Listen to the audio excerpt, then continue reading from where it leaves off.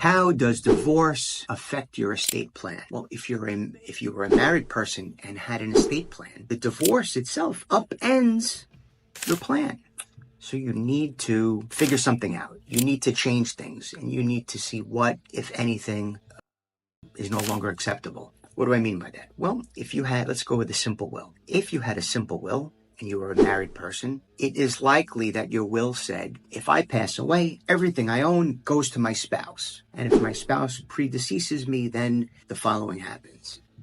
So after you're divorced, you probably don't want everything going to your spouse. And in fact, even if you subsequently want things to go to your spouse, you have to direct that by a new will written after the judgment of divorce.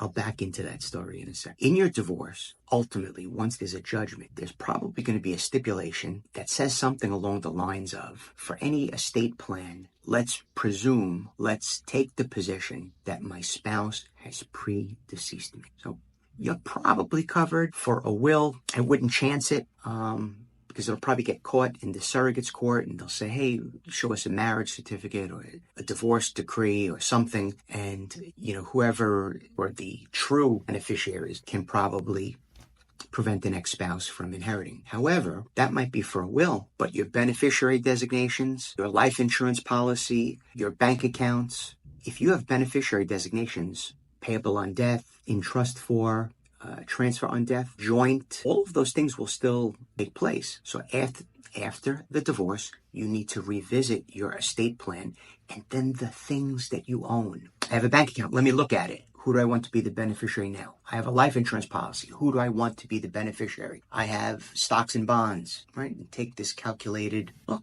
Look at your financial assets, your belongings. Where are they going pre-divorce, and where do you want them to go post-divorce?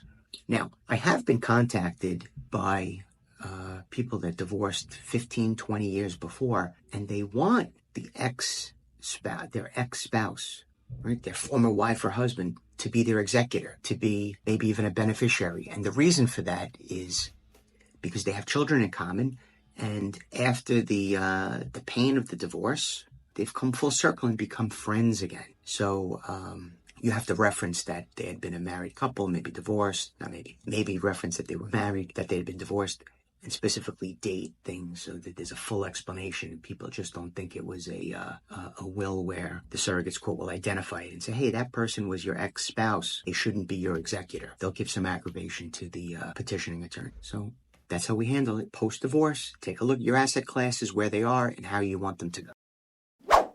Families fight. They fight frequently. They fight often, which is the same as frequently. They fight loudly, and they fight over parents, and they fight over children, and they fight over siblings. What to do. I was contacted by siblings that are the children of a parent. What a way to start.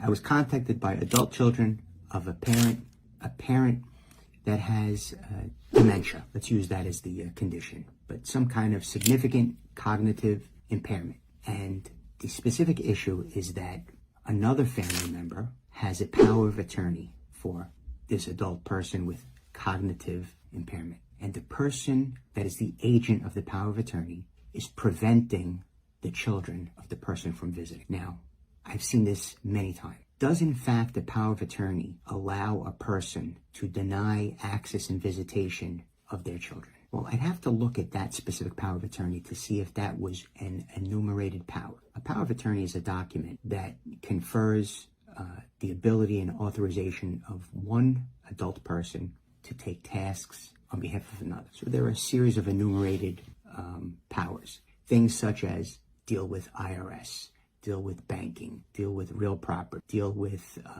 insurance, deal with any contract or agreement that the person, the maker of the power of attorney, is involved in. So litigation and affairs, I don't know, there's so many, and typically for specific things. So a power of attorney is used, say I was going to leave the state and I wanted to sell my car. I could give a power of attorney to my wife, my adult child, or a friend, and say, give that person the authority to sell my car. And then they could sign the title and transfer it. I could again, because I'm leaving the state and not available, I may need to renew a legal document.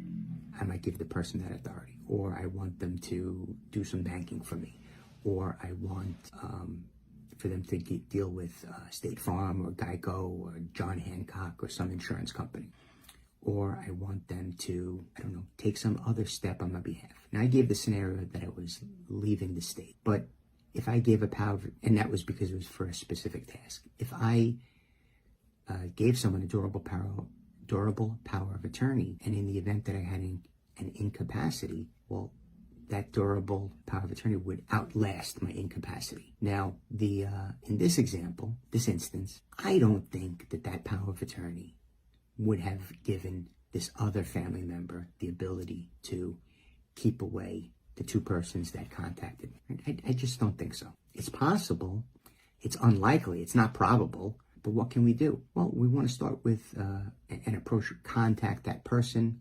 Contact the counsel for that person. Right? I happen to know there's an attorney involved on the other side. Explain the facts and circumstances. Say, we'd like to visit. And I'd like to visit at this period of time, for this length of time, and so on and so forth. I'm saying that because I don't want to, the family doesn't want to go in with a guardianship. But probably we need court intervention. Probably we could go into court, the guardianship part, for a specific period of parental visitation, right? Parental access. I'd like to see my parent a couple of times a week. I'd like to see my parent on weekends. I'd like to see my parent. That's probably what's going to be ultimately required. But I think we're going to try with communication, a letter, a phone call to the counsel for this person, try and figure out the situation in that. If you're in need, please reach out. FrankBrunoLaw.com.